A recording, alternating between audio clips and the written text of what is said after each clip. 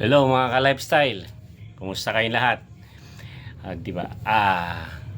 Sabi ng Pangulo natin, wala daw makapagpapabagsak o siya man ba nagsabi o sino man sa kanyang alipuris sa ating Pangulo na minahal ng taong bayan.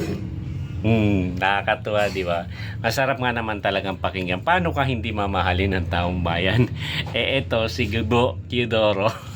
Once na kumalaban ka, hihimas ka ng rihas. Mamili ka.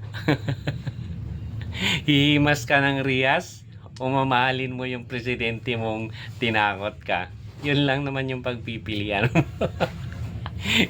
Parang hindi mo alam kung ikaw ang matatakot o sila yung takot, di ba? Tama ba? Bahala na nga kayo dyan. Itong mga alipuris niya kung ano-ano na lang naiisip na batas para lang maproteksyonan siya. Dati nagsasabi lang yan si Remulla.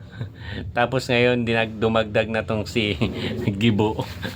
Ano ba naman? Sino kaya ang dadagdag para manghuli sa mga kumukontra sa pangulo nila? Ay nako.